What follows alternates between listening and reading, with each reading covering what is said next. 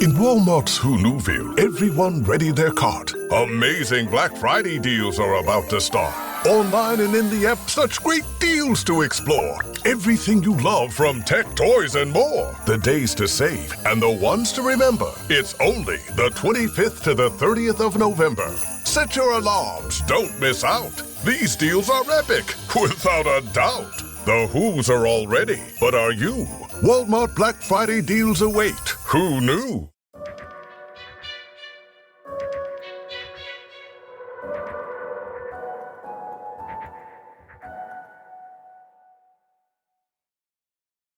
Welcome to the Spymasters Podcast. I'm Antonia Senior, your host. I'm a writer and journalist, and my aim is to bring you all the best writers on intelligence, facts and fiction, historical and contemporary. We've been going now for almost a year, and we've talked to some of the biggest names in intelligence writing, from David McCloskey to General Petraeus. Some 25 episodes and many loyal listeners later, it's time for our inaugural Books of the Year podcast. And I've gathered some brilliant people to talk me through their top espionage picks for 2024.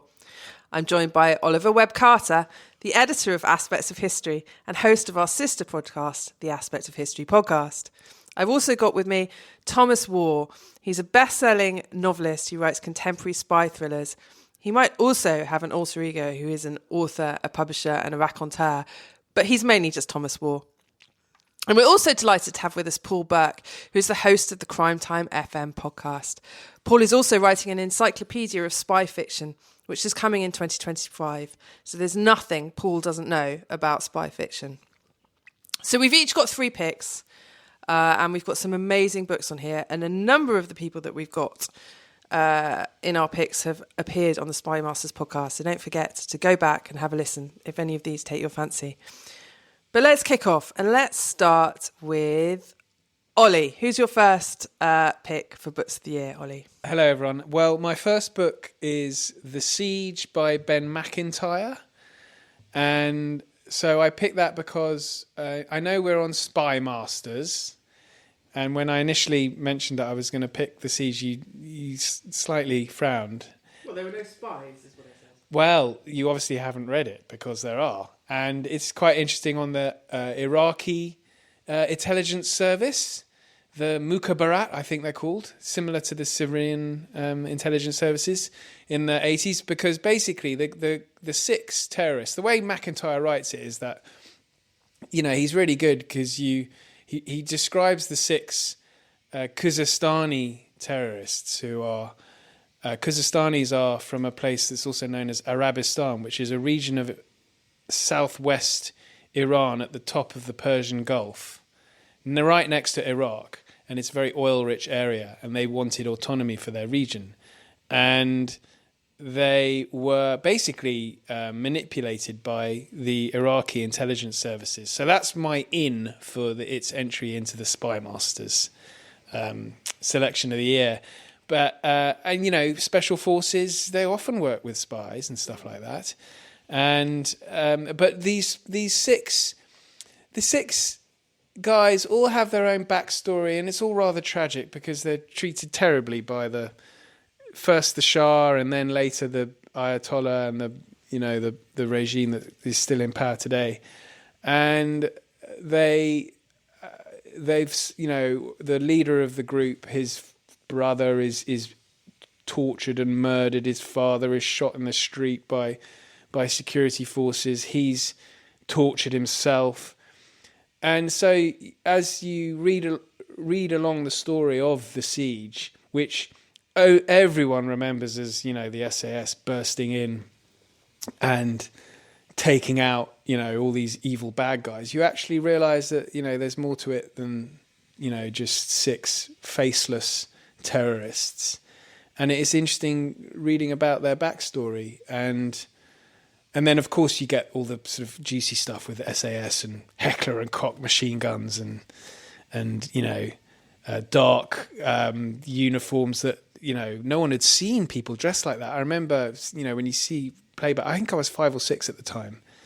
Antonia, you were saying earlier that you were actually a part of this event. I was actually at the siege, yeah. I was in the nursery school which they evacuated, and where the SAS then, I think, set up their command centre. So my mum got a call saying, can you come and pick up your children? So my sister was there too. Can you come and pick up your children from nursery school?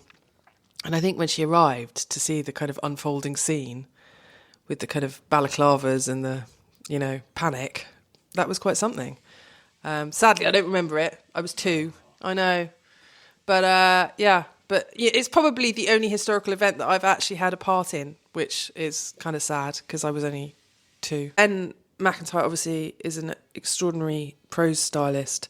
Is it as good as his others? Oh yeah, you race through it. It's brilliant. Yeah, and he's got really good eye for a story. So during the 6 days being cooped up in this building in Kensington, all the hostages, about 25 hostages, who range from a hugely committed supporters of the Ayatollah down to, cosmopolitan Persians who got the job in London because who doesn't, if you're from living under that regime in Iran, who wouldn't want to work in London, to the local Brits who are working in the embassy. One chap in particular, I forget his name, but he is by far my favourite character, who's this sort of bit like a caretaker for the ambassador, and he's always making sure he's always cheerful and always making sure everyone's got a cup of tea and stuff like that.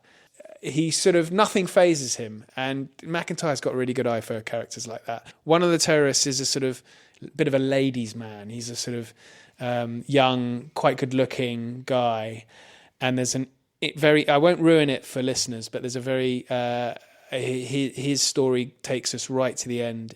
Well, that sounds absolutely brilliant. I'm convinced. Maybe my Christmas list. Thomas War, tell us, what's your first choice? Hello, everyone. I would agree with Ollie. Between pages 89 and 92, The Siege is a fundamentally good spy yarn. But sorry for disturbing you all if you're trying to work out Antonia Senior's age at the moment, which you can all do, I imagine. But my first pick is William Boyd's Gabriel's Moon, which was published 2 or 3 months ago. And it's not his best novel, but it probably is one of his most enjoyable. You can tell that he's having fun. Basically, he is a deservedly serious and lauded novelist that is kind of written a book that he probably wanted to read when he was about, I don't know, precociously 15 years old, where it's, I dare say Paul has read this, and it's him almost echoing Eric Ambler and going pre-Le Carre. This is a kind of, it's about an author thrown into a sort of bigger story where he doesn't quite know what's happening, and that brings its own kind of comedy and mystery. But Paul, would you say this echoes Eric Ambler more than, Moving Forward and the likes of Le Carre? Yeah, I would.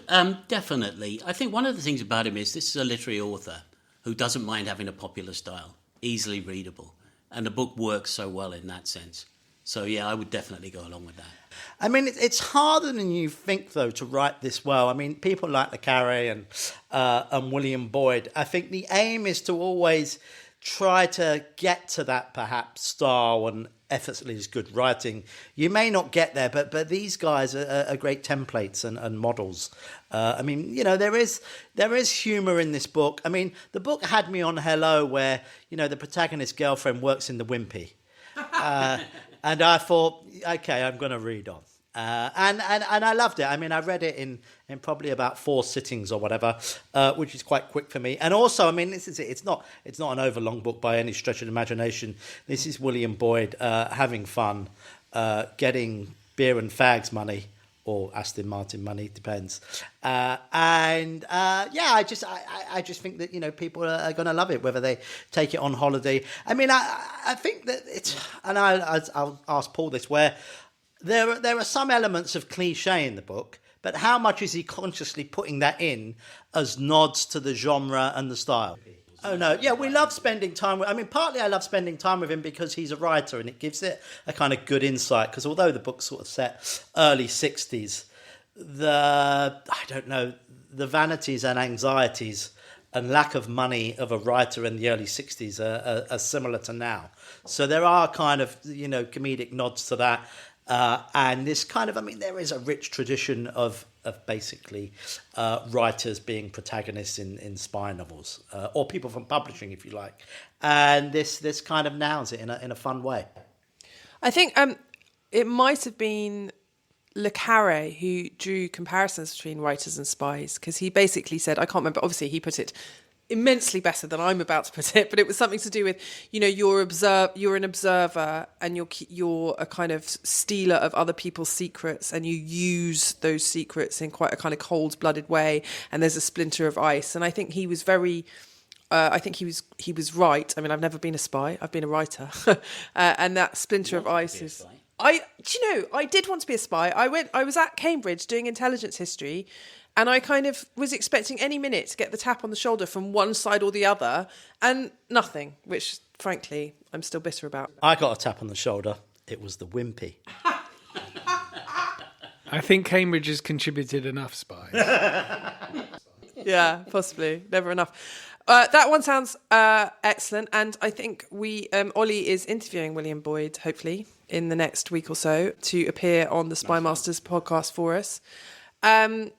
So I think we'll move to Paul. Character-driven spy fiction. I think you've got a couple of those on your list. Yeah, I have, absolutely. The one I want to start with is Moscow X by David McCloskey, an American analyst for the CIA. So not a spy, actually, but an analyst. Now, people might remember his first book, Damascus Station, which was very much based on the idea that this was the area he knew, this was his work. Moscow X is taking him outside the bounds of what he actually knows and put him into the more area of sort of writing fictional spy fiction. And I think it's a better book for that, because he's freer to write. This is about two people who are non-official cover spies. So the basic point is that in the modern world, you'd really struggle to put spies into an operation because there's so much surveillance, there's so much technology, people would be known straight away. So you have to have these fake identities or these real identities that you then use as people you take as spies. And the whole idea is that these two people, Sia and Max, enter Russia, and they're trying to get to Putin's money man with the intention of causing a lot of trouble within the Putin ranks. Behind it is a woman called Artemis Proctor. The book actually says something like, this is a devious American plan. No, it's not. The Americans are scared shitless by this plan. Artemis Proctor fights fire with fire, and she does not give a damn about what's right and what's wrong. If she's got a plan, she's going to follow it through. And that makes her an incredibly dangerous as well as useful character, and absolutely fascinating woman as the centre of the novel. McCloskey is writing a literary thriller. What he's also doing is, I think he has a fascination with some of these high-octane American thrillers. People like Jack Carr and that, who write these special forces novels, and they're sort of considered spy novels in America. We're not so convinced about that over here. But he's added those elements in, so you wind up with this book that's very much a literary book, but it has this action as well, and it's great for that combination that he puts together. I think the thing that strikes me most about it is this character, Artemis Proctor, because you have no idea what she's going to do next. And that makes it an absolutely fascinating read. The other crucial thing about it is that most spy fiction writers, or a lot of spy fiction writers, are running away from the idea of the modern book because of technology, because it's very difficult to tell a personal story, a story about people in relation to these things going on in the modern world. And he's actually embraced that and gone with it, and it's a fantastic book for that reason. He is straddling sort of these slightly different genres, but getting double the audience as a result. He is a very hot property at the moment, I dare say. Everything's been optioned. He writes quickly, he writes well, he's hitting his mark. I dare say, we'll see something on Netflix within the next 5-10 years at least. And he's selling both sides of the Atlantic as well. He's also a thoroughly nice chap. He is. And, the next book, actually, The Seventh Floor, I think that comes out in January. And that book is a kind of Tinker Tailor Soldier Spy. So Artemis's job in that one is to go back and find the traitor, the mole. So I read Damascus Station, and it's fantastic. And Artemis is the one character that, when she's not on the page, you want her back. And so I'm delighted she's in the next book and the next two, right? The third also. I mean, I thought that because I think that the first one is, I believe, McCloskey, and you've interviewed him for this podcast, haven't you, Antonia? He was in the CIA, wasn't he? So he was an analyst. He wasn't a spy in the sense that Ilana Berry, who we'll talk about later, was a spy, frontline case officer, that kind of work. So yes, in the field, but in the background, if you like. I agree actually with Paul that, because I love Damascus Station, but I think Moscow X is even better. I agree. I think it's a wonderful book, and I agree with Ollie as well. Ask Miss Proctor. She jumps off the page. Obviously, if I had been recruited, that's the kind of spy I'd have liked to have been. I wouldn't have been having no physical courage or presence. So I think you're right. We're going to see amazing things with David McCloskey. I think he's one of the best in the business right now, and which is good, because I think it's really, really lovely to see a really good writer getting commercial success, because we're all in and around the industry, and we quite often see books that are really brilliant that don't get any commercial success, absolutely. And books that are a little bit more marginal getting all the love. Like which ones? The podcast can only last so long. Let's not go there. So I completely agree with David McCloskey. I'm very happy with that choice. I think I'll do my first choice now, and I'm going to choose Nigel West, Classified: The Adventures of a Mole Hunter. So anybody in and around intelligence history will know about Nigel West. He is an absolute godfather in this field. He has written so many books. He's been across so many elements of kind of breaking stories in intelligence history. He was the first person into the KGB archives to see the other side of what the Cambridge Five had been leaking. He's had the most extraordinary career, not without its controversies. And he's written a memoir called Classified: The Adventures of a Mole Hunter. Although, I mean, memoir's quite strong. There's not much of Nigel in here. Like, we don't get much of, it's not a kind of personality-driven book. It is a kind of recounting of his adventures looking for spies and kind of uncovering secrets. And as such, it's an incredible testimony to an incredible career. And I obviously interviewed him for the podcast, and I met him separately, and his breadth of knowledge and his ability to recall detail and names and kind of operational kind of minutiae is absolutely extraordinary. And I think it's that ability to get into the detail that lets him see the links that other people miss. And I think that's very obvious when you read the book. So I think this is an important book and a fascinating one. Did he discuss Hollis and the supposed sixth man? Yeah, there's some stuff about Hollis in there. I mean, Hollis also is in my the second of the books that I'm kind of going to recommend today. So yeah, for those who don't... Yeah, well, I mean, so for those who don't know, so Hollis was kind of contemporaneous with the Cambridge Five, and he became, he was, incredibly important after the war, and then there was a long-standing suspicion that actually maybe he was also a spy, and he was investigated. And Peter Wright, the spy catcher guy, who I will actually come on to talk about, was convinced by Hollis's guilt. It's all very fascinating stuff. I mean, one of the things that Nigel's book makes very clear is how difficult some of this stuff is. Because even if the burden of proof on proving some of these guys were spies is, it's a heavy thing. It's a heavy charge to lay on someone. And do you remember 10 years ago, there was that recording that emerged from East Germany where Philby had visited and was sort of training them and just said, just deny. Which, of course, was ironic because he then did admit with Elliot. Yeah, but, I mean, he had been denying... from the minute McLean and Burgess left, the Americans knew Philby was guilty. The British knew Philby was guilty. Actually, Nicholas Elliot, you can tell from some of the files, knew he was guilty. Everybody knew he did it. But if he doesn't confess... And you can't really run a normal criminal investigation because all your information is coming from such top secret sources that in order to investigate them, you're going to betray the thing that you're trying to protect. You know, it does create a problem. And so if you deny, and if you look at all the ones in that period who were nailed, they were the ones who confessed, right? So, you know, George Blake or Klaus Fuchs, they all fessed up. So yes, anyway. It's the West's burden of proof is somewhat different to the East's burden of proof as well.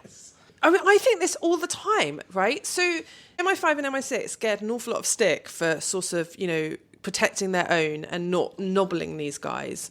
But they are working within the constraints of the rule of law, whereas if you look at, you know, their opponents in this great ideological war, if you were suspected of being a Western spy, fine, you can just get shot in the head. I mean, it's really not complicated. So yes, I would highly recommend to everybody that they should look at Nigel West's book, because I think it's key to understanding how not only the history itself, but how intelligence history itself has evolved over the last 50 years, because it didn't really exist as a discipline before, I would argue, maybe Nigel West and Christopher Andrew. So there we are. Now, Ollie, your turn. Tell us, who have you got next? Next, I have Every Spy a Traitor, which is Alex Gerlis, who is, I think he's been on the pod as well, hasn't he? He has, yeah. So his book's great. His book kind of ticks all the boxes for me in a spy thriller, because it's as the title suggests, it's spies and traitors. You can't. I love spy books where there's lots of traitors involved, which I think we can come on to when you talk about your next book or your third book, Antonia, as to whether there's much point in any of this. But with Every Spy a Traitor, it's set during the 1930s. So, you know, like how we've just been speaking about, you know, graduates of certain, Oxbridge universities, where, you know, it's a hotbed of communism in an era where the only bulwark against Nazism, for some people believed, was communism. And this is the sort of environment that Alex is writing about. And then we sort of get closer towards the war, and then during the war, Alex has built these characters who you kind of recognise, actually. So you do not identify, but you do empathise, and then the plot you race along. One of the things that I would say that is really brilliant about Alex Gerlis' novel is that it's the first in a series, and it sets up a kind of, there's a traitor, but you don't. Even in this book, I seem to remember, you don't actually find out who it is, because this is going to be a theme, a thread that runs through the books. And it's really cool. And he does it really cleverly, because it's very hard to do in a way that doesn't feel manipulative and annoying. And actually, he really pulls it off. I think it's a cracker. I think Alex does a fantastic job of evoking that kind of 1930s atmosphere. For some people, it did seem like a kind of obvious connection that in order to fight fascism, you had to also be an arsehole. Yeah, well, I agree. I mean, I would myself, I'd been a devotee of Stanley Baldwin. Great leader. I would have walked through walls for him. But that's just me. Well, we're all radical centrists here. Stanley Baldwin go Harrow. He did come in. There we go. There's the answer to that, listeners. All the best prime ministers. On that note, Thomas, who definitely didn't go Harrow. If I did, I would have went Arrow. Thank you.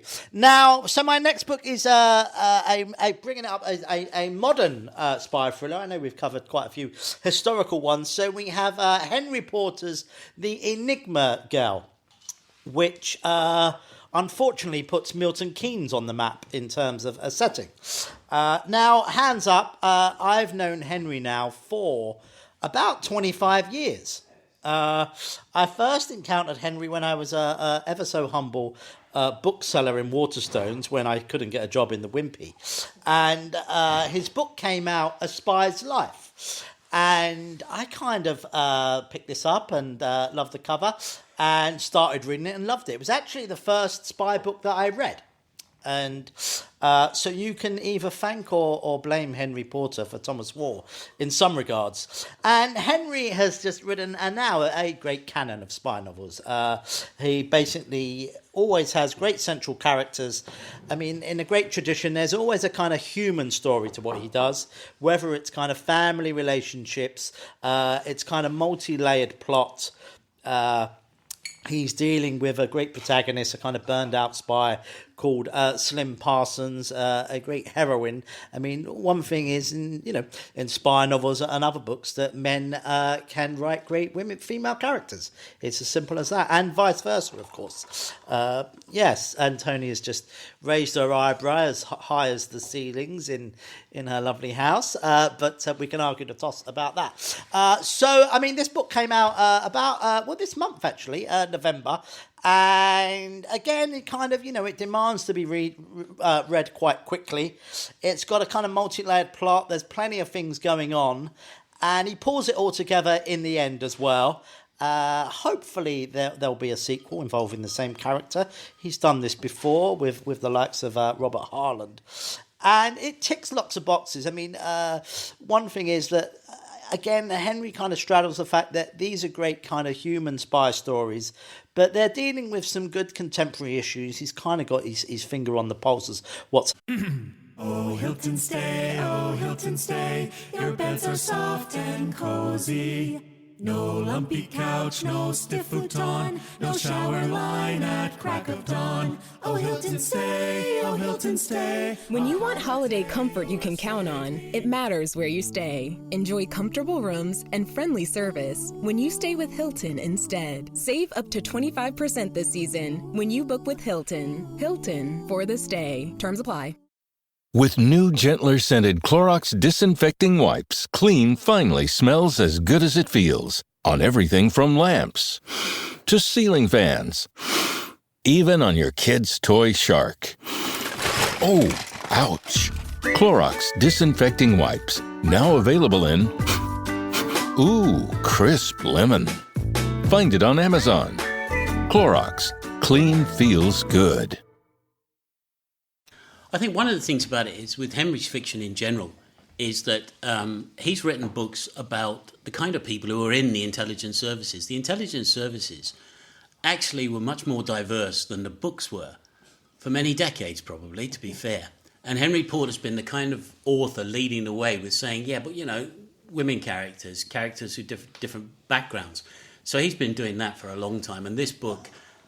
It just follows in that tradition. When I first met Henry in the bookshop, every time he used to come in to sign, we'd always have a drink. And he'd often mention that he'd been, meeting with spooks as well. And with most of the books he's done, he's kind of at the cutting edge of technology as well, where he's kind of got an insider's knowledge. So, the things that he kind of talks about often 5 years later came into kind of the public sphere, if you like. So he's kind of at the vanguard of things. But at the heart of it, there's always a kind of human interest story. I mean, it's a kind of, we have a lovely relationship with a daughter and mum. And with other books, it's stories about brothers and about kind of friendships. So, at the nub of it, as I say, it's a kind of the human factor. So... I haven't read any Henry Porter. If I wanted to, where should I start? Well, for you personally, I would start with Brandenburg, which deals with the kind of a spy novel set around the Berlin Wall. And, I mean, he's always kind of, as most of the authors we're dealing with here, they're very good on period detail and history. But, I mean, a spy's life is pretty much a great one to enter into. In terms of a kind of page turner, there's Empire State as well, which again was kind of ahead of its time in dealing with, terrorist threats. Yes. Great. I used to read his columns in The Observer, so yes. I shall look forward to that. Yeah, the one that turned me on to him was Resurrection Day, which is the IRA book that he wrote, I think. Right, Paul, why don't you take us into your next choice? What's your next one? Well, my next one will be a woman who was a real spy and worked as a case officer in Baghdad, actually. Joined the CIA shortly after the 9/11. And it was a pretty chaotic organization by all accounts. Spent 6 years there, had a very troubled time chasing a particular terrorist, and frankly says now, at the end of the day, don't really know when they caught the guy, whether he's guilty or not guilty or whatever happened to him. And that's one of the things that, is on your conscience and leaves you with these things when you leave an organization like that. So this book, The Peacock and the Sparrow, is set in Bahrain, and it's set during the Arab Spring. So it has a unique kind of setting with Bahrain. We know about Egypt, we know about Tunisia, we know about other places at that time. This is quite a fascinating story because it's a story that sort of went under the radar even then. And it's, again, with David McCloskey, we had this thing where they kind of reference back to English literary spy fiction. This book absolutely references back to English spy fiction because it's based on The Quiet American. Well, that's, in essence where you start. So you've got this CIA officer, Shane Collins, who's the jaded older character, the Thomas Fowler character, and a young agent who's actually the Alden Pyle character. And those two come up against each other. You've got the background of the Arab Spring. You've got the plots going on, who's on what side, what are the Iranians doing, that's what they're there for. And this is Shane Collins' last job. So he actually suddenly wants to make a difference. He wants to do something. There's a woman. He gets involved with a woman called Almeida. And once he does, things change. He starts to get more involved in the... instead of being that expat, where a lot of them are, and you've got this, as I said, this CIA officer who's actually running around, Whitney, his name is. He's running around and he's sort of the enthusiastic CIA guy, America, democracy, we've got to push it all home, let's get on with it. Shane Collins suddenly realizes that, if you talk to the people, it's a different situation on the ground and there's a whole other world out there. The fascinating things about the book, perhaps, is that it's a very literary book, so prose-driven, which is a fascinating aspect to it. And it's these two characters. But by now, this book will be published in the UK, or it's just been published in the UK. This book was published in America in 2023 and won 4 of the 5 major awards for a first novel. The McCavity, the Edgar, the International Thriller Writers, a Barry, So it's a lauded book, but it's a fantastic piece of work. I absolutely agree with you. It was one of my favourite books of the year, 100%, and I would have picked it if you hadn't. And I also loved... That's right. And I loved interviewing Ilana, who was absolutely fascinating on writing, on working for the CIA. One question which follows on from Richard's comment about male writers writing women. Obviously, Ilana chose to make her protagonist a man, and I wondered, I'm not saying that the guys around the table have any expertise in kind of slightly defeated middle-aged men, but do you think she did a good job? I think she did a very good job, but I told her at the time she needs to write a woman in the next book, and she's accepted that. So, no, she will have a female character as the centre of the next book. But absolutely. One of the things that struck me about it, and I did ask her about this when I talked to her a few months ago, it was that the whole point about it is if you can base a book now on The Quiet American and Graham Greene's book written in the 1950s, then he got it right. And so I asked, what do you think of these American characters? This young, enthusiastic, optimistic spy and the old, jaded character. I said to her, these are the kind of people you met in the field. And she said, absolutely, these are the guys who are there. This is what it was about. But in The Quiet American, the young, brash American turns out to be just so cynical in the end, doesn't he? Yes, he does. Because there's an ideology behind what he's got. That's one of the things, everybody assumes that the communists come along with their ideology and that's part of their makeup. The Americans come along with their ideology too, and that's part of their makeup. And that makeup is part of that character pile, yeah, absolutely. And it's an issue here as well, where the intelligence comes from, a sort of almost a racism in the way you look at the intelligence you get is all part of the picture, And we know what policy's like. You can have all the nuance you like when analysts start putting papers together about what's going on. The reality is policy in the field, the way it's operated, becomes a very blunt kind of tool, doesn't it? Ilana Berry, I think, came to the conclusion that she just wasn't cut out to be a spy because she felt like the kind of compromises with one's own sort of morality and one's own emotional stability that are necessary to be a good spy handler were not for her. And she tells a very good story, and I highly recommend it. Go and listen to it on my podcast, and I'm sure she said the same thing on Paul's about the moment in which she realised that actually it wasn't for her. David McCloskey, I think it's a different story. I'm not sure he was disillusioned in the same way, but then he wasn't on the front line. Ilana makes a very good point, which is reflected in her fiction, I think, and Paul will comment on this, I'm sure, that it is a peculiar job that demands a peculiar emotional and moral response. So she's like, you're working for an organisation where you're actually permitted to break the law on a regular basis while fighting for something that purports to be the common good. And that's a kind of difficult thing, right? So as she says, the CIA sets incredibly elaborate tests for its potential recruits where they have to jump through so many hoops to prove their kind of integrity and their sort of, ability to kind of be upstanding. And yet then when they're recruited, it's demanded of them that in some circumstances they be less than upstanding. And it's a really interesting dichotomy. And she said that some people absolutely thrive on it and some people like her don't like it.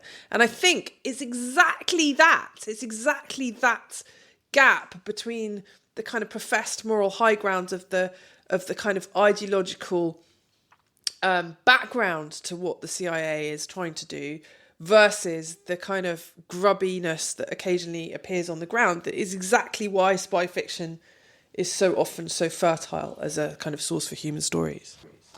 I mean, if they are disillusioned, publishing is a great home for them. And even the Spymasters podcast, one could argue, yeah. But they are consciously writing in a great, even British literary tradition, which is kind of interesting, where, not every ex-CIA person has the story and prose style to break through. These guys are kind of genuinely talented and just writing their first books, and there's no reason why they won't be writing in 30 years' time. No, I think the thing about Ilana is that she's now gone back and made her peace with the CIA. That started to happen, as a process. But certainly it wasn't a happy time for her. What's interesting about that, though, is that one of the things she said to me when we were talking was that the process that she had to go through to write the book, because you have to submit this, and the CIA approve it, and it goes. But what they can't approve, what they are not entitled to look into, is whether it challenges the CIA or doesn't challenge the CIA. They can look into whether it gives away secrets, in which case they have a case. But they're not entitled to actually say, hey, we don't like this book because it shows us in a bad light. And that's an interesting point about the book. One wonders what MI6 and how that works in this country in comparison. I think, actually, it highlights a problem which I might talk about a little bit in the next in my next book, is that actually the CIA is much better at this stuff than we are. Because the CIA has a board. You go to the board. If you want to write about it, it's all above board. And they look at what you want to write and they say whether you're allowed to get away with it or whatever.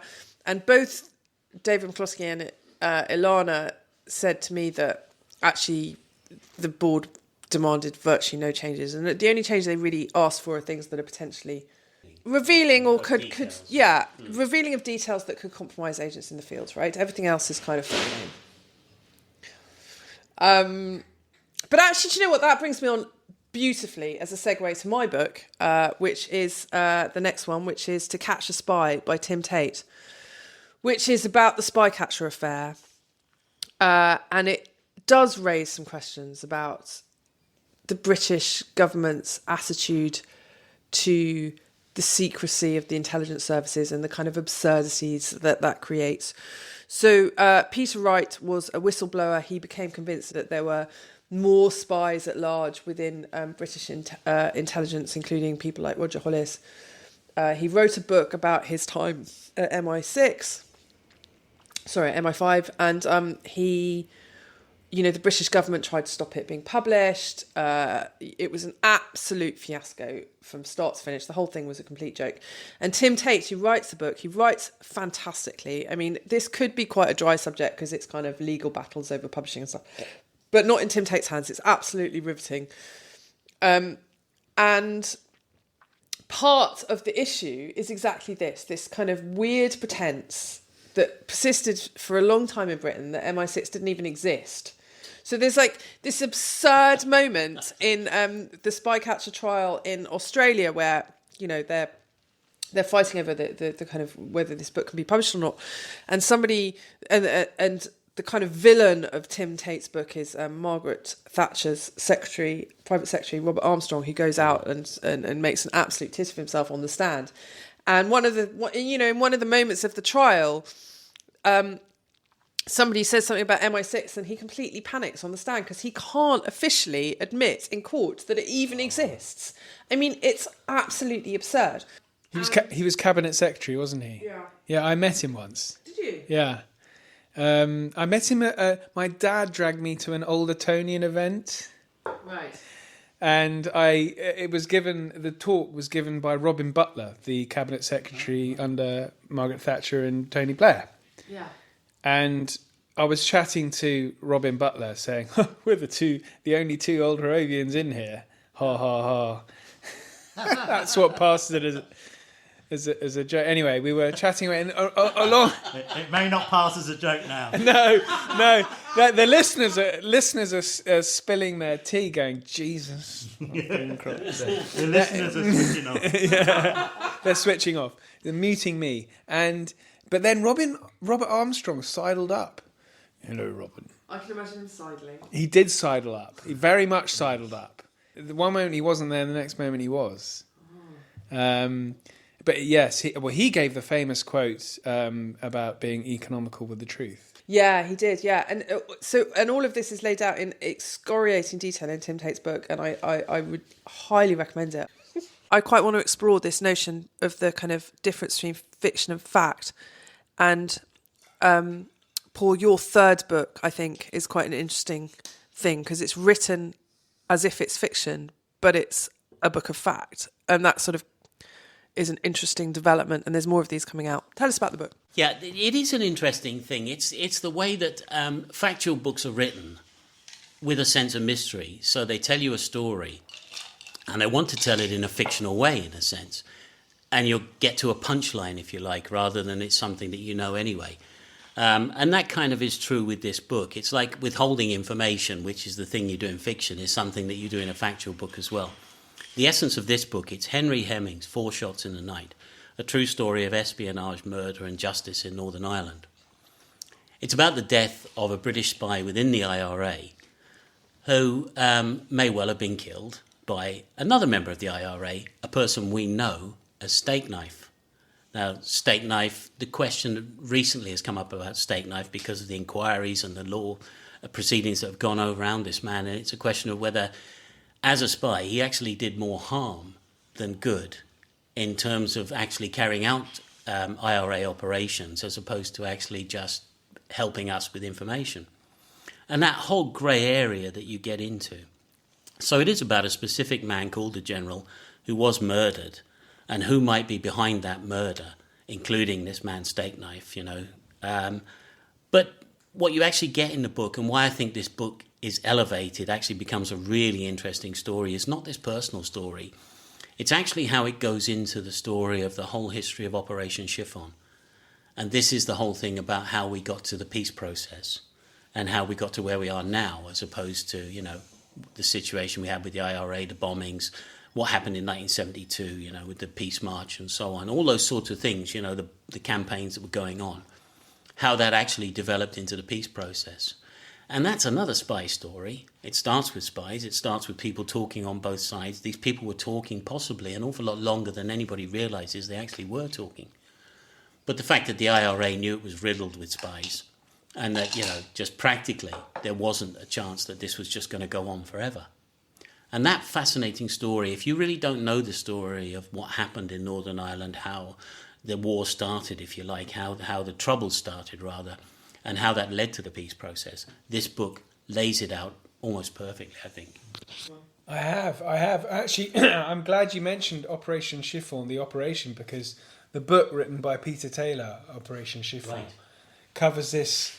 And Peter Taylor is a veteran BBC journalist, written numerous books on the Troubles, and has been doing so since 1972 when he first arrived in Northern Ireland. So I think this book, Four Shots in the Dark, is interesting on the steak knife episode. So I kind of take a different view. I find it more interesting for the steak knife episode because I think it's the first book, first major book that's come out since the steak knife. Revelations, Operation Chiffon is masterful on the whole episode, the secret negotiations since 1972 involving MI5 and MI6 that culminated in the Belfast Agreement in 1998, also known as the Good Friday Agreement. But I agree. I think I think the steak knife story is really interesting, and I think there's a book to be, because this I think looks at a particular person who comes a cropper against steak knife. This guy they call the general. Yeah. Mm. And I think there's a book because the operation's ongoing on steak knife and Operation Canova, and it's interesting. It's very difficult. Operation Canova's come out with a preliminary summary that they disagree with the RUC, who say that it was of benefit and saved lives, and they're saying it didn't. I think it's very difficult to know. We're in really murky area here. You can't definitively say it didn't help. No. I mean, you know what, it reminds me of something. The American idea in Mexico of dealing with the cartel was to set themselves up to support one cartel in order to attack all the other cartels, and wound up producing a cartel, the Cali cartel, that was the most, obviously, a completely in-control organization because they got backed by the CIA. So the idea was, they were supposed to be helping the situation with drugs. It didn't wind up that way. And this is the big question with Steak Knife.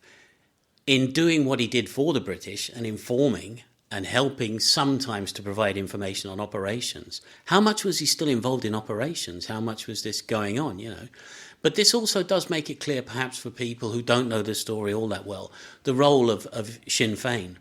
It will tell people about Gerry Adams and what Martin McGuinness were actually involved in, how close they were to this operation, why they made the decisions they made in the end to move over. So, Peter Taylor's book, I'd rather go with that in a sense. The thing is, that wasn't this year, so, Yeah, of course, yeah. But I'm glad you mentioned Martin McGuinness, because he obviously is a key player in Four Shots in the Night. And, because McGuinness, there's always been hints, and we should be careful. We need to check with the aspects of history lawyers whether we can say this or not, but... Allegedly. Allegedly, McGuinness is or is not a British agent, and that's what I liked about Four Shots in the Night. That's addressed. It doesn't. Who knows? But no one. He's dead. He's been dead 7 years. But it's an interesting question. Allegedly, he's dead. Allegedly. Everyone's very allegedly here. My name is Allegedly. Yeah. It's written in quite apart from the subject matter, which is obviously fascinating. It's written in quite an interesting way. It's present tense, isn't it? It is an interesting style. I think the point is there that you want to take readers with you, and I'm not against that. I think personally, I think, and you can tell with Ollie as well. Of course, he has a knowledge of this subject that goes beyond just reading one book. But for some people, this will be something new. And it's interesting when you tell the story this way, that you get people who don't know the story to kind of get involved in it. You're with the story as it's happening, in a sense. And that is an interesting way of doing it. For me, perhaps maybe, I can read a history book. I'm not so bothered about having that kind of relation of a story. I don't mind if you tell it to me straight. I can pick up the detail. Yeah. I think this is going to be a bit more of a trend with non-fiction moving forward. I read Henry V by Dan Jones this year, and in the introduction he basically says, I kind of write in a more contemporaneous way, and I thought, I'm not going to like this, but if the writing's good enough and if it works, do it. But I've got a feeling there could be some other books that would jar non-fiction readers if done in such a way. I think Henry Hemming pulls it off. I think Ben Macintyre does a similar thing. He doesn't do it. He doesn't use that kind of present, immediate tense, but he does write narrative non-fiction that is intended to propel you through the narrative, right? And he does it rather brilliantly. The only thing I'd say is I wish writers would put, if non-fiction would put a bibliography in. Like, who doesn't? That's terrible. No, it's true.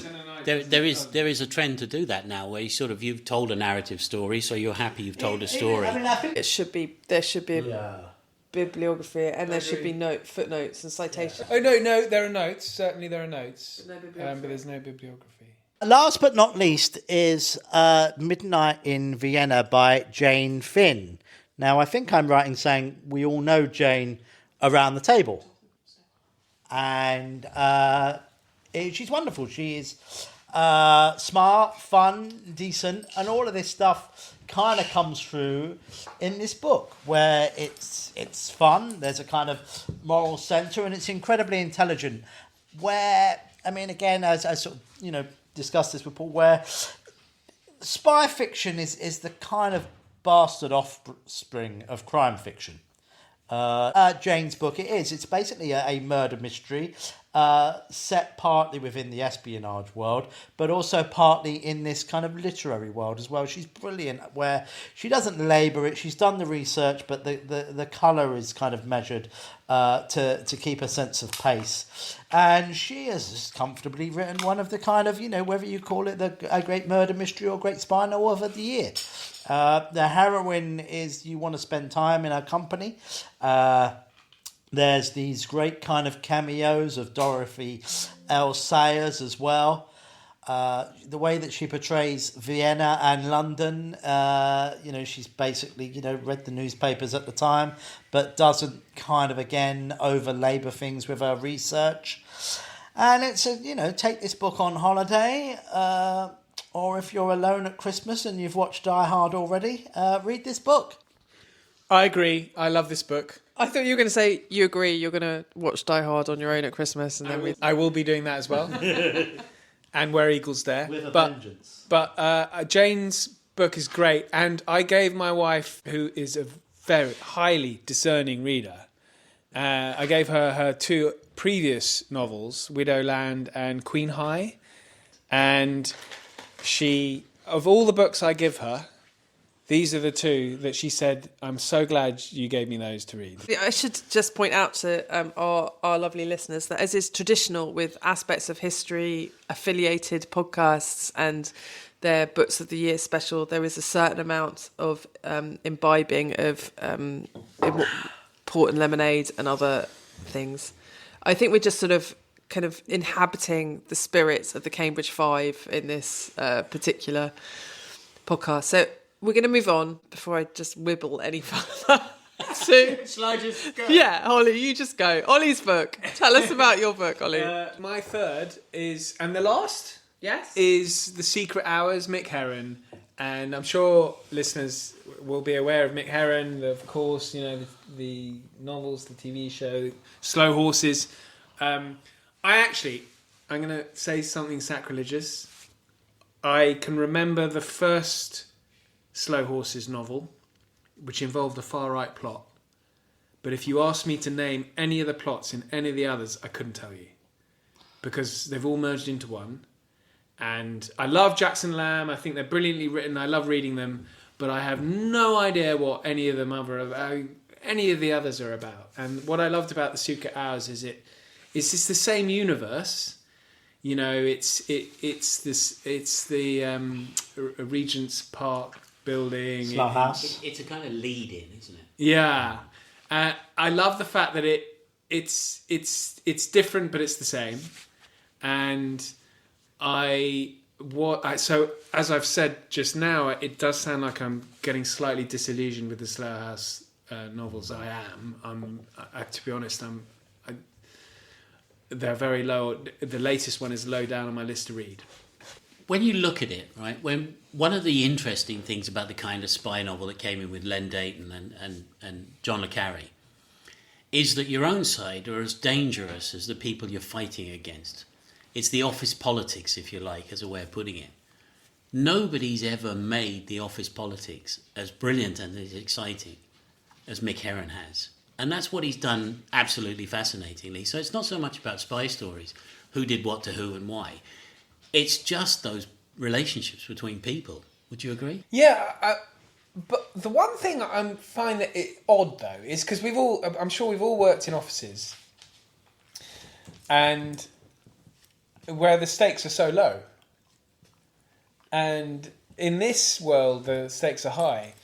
And that's why I find it a bit odd that, and I'm sure it's true, but I find it so odd that you would do over a colleague which could end up in, terrible ramifications. I don't think that's odd at all. Are you serious? Yeah, I think that's serious. absolutely... Antonia does that all the time. I'm very naive. But aren't they all individualists, though? Isn't that part of the point? I'm not saying it's not realistic. I wouldn't dream of it. No, but I People think... aren't nice. Yeah. I mean, you have to understand, Ollie is actually incredibly nice. It's really disconcerting. So for those of us around the table who are less nice, this is not a surprise. And we think this is the bit where the book is very, very real. The bit I think that I also struggle with Mick Heron. And again, I mean, when I first read Slow Horses, I thought it was one of the best things I'd ever read. Yeah, me too. And the first few I adored so much. And, I was an early adopter. I was pressing these books into people's hands. I was saying, you've got to read this. It's brilliant. It's brilliant, brilliant. My slight issue with the series, like Ollie, is I think that Mick Heron is a brilliant stylist. I think he's a brilliant character writer. I think he's run out of plots. I've spoken to lots of other people who have loved the Slow Horses series, but they're not as enamoured with it as they were on, say, book 3, and they buy it and read it within that first week. But listen, there's lots of series like that. Let's face it, you can talk about Jack Reacher, you can, I feel like there's not enough Jackson Lamb, actually, in some of the later books. But it's like, I'm here for Jackson Lamb. Right, and His awfulness is brilliant. Yeah. It's just and Roddy Ho. I mean, I love Roddy Ho. I love Jackson Lamb. I mean, the weird thing about being in a studio with Thomas War is he basically is publishing's Jackson Lamb. So Yes. You're not the only person to have said that. And Brian Potter from Phoenix Nights. That's not going to roll. I'm going to come on to my last book. I'm the last one to do all my 3. I was the last one. No, it was me. I've got one more. Quite right too. Yeah, exactly. It's my podcast. Well, I've got another 5, actually. I'm sure you have, Paul. So I'm going to end with Merle Nygate's Honour Among Spies. I really, really love this book. So Merle Nygate has worked in television. She's been, she's done all sorts of things. She's worked on BAFTA-winning television and BBC comedy. And she's turned to writing spy novels, almost by accident, actually, it turned out, because when I had her on the podcast, she was fascinating about how she got into that kind of genre. So the Honour Among Spies is her second book about a guy who works for Israeli intelligence, Mossad, whose name is Eli, and he's based in London. And Eli is caught in a very difficult kind of position because he's not entirely comfortable with the, Israeli government back home. He's trying to do his best. He's facing the kind of moral dilemmas that we're kind of used to talking about. And actually, obviously, Merle wrote this book well before the recent outbreak of war in the Middle East, but some of the themes that she deals with feel very, very, very important and resonant now. And Ellie is a fantastic hero. I love Ellie.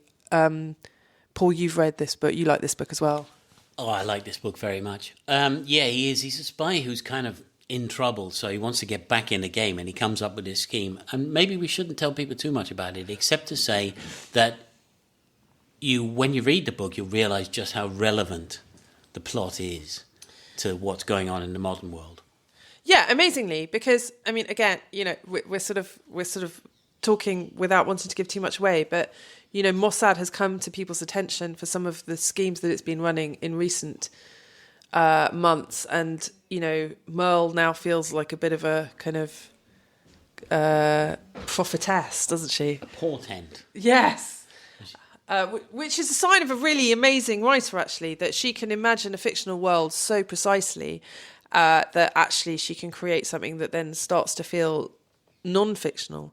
And the other thing she does really beautifully is what we were just talking about with Mick Heron, is that kind of sense of bringing office politics into the job, because, you know, as much as we love him, James Bond is not reflective of what it actually means to be a spy. Much more of what it means to be a spy is, you know, like getting the right desk and your chair's a bit uncomfortable and all the kind of usual things that any of us who've worked in an office would recognise. And I think she does it absolutely brilliantly, without quite the sort of kind of macabre black humour that you get with Jack Slam and Roddy Ho, but in a kind of more realism kind of way. Yeah, I think there's a really fascinating thing here about the relationship that Ellie has with his wife, Gal. And he oversteps the boundaries. Like, in a marriage, of course, there are boundaries, but he's a spy, and he's used to spying. And he uses his wife's files, because she's a psychologist, to get information that he shouldn't do. So you've got this kind of overstepping the boundary as a spy, but you've got this overstepping the boundary in a marriage. And that's a really fascinating thing to explore, and that's explored in the novel. You have another relationship which is about a female spy who draws in this sort of young journalist and uses him, and he doesn't know who he's working for. He's working for the Israelis, but he doesn't know that.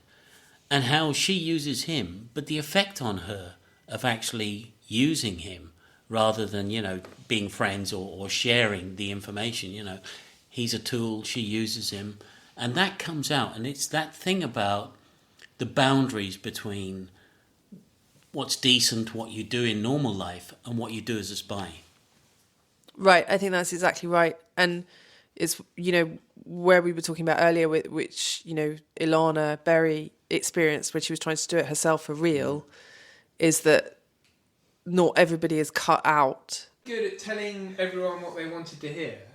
Oh, yeah. Now, one thing, just before you wrap things up and or do something else, in terms of a sort of elephant in the room, it's... I've not read it. I dare say Paul has, but what do we think about Carla's Choice, which is in a sense, regardless of whether it's our favourite book of the year in this spy fiction universe, it can't be ignored. Carla's Choice is a new novel just published by the son of John le Carré, David Cornwell, by Nick Harkaway, and his point is that he grew up in this world, and he's put this novel between The Spy Who Came In From the Cold and Tinker Tailor Soldier Spy.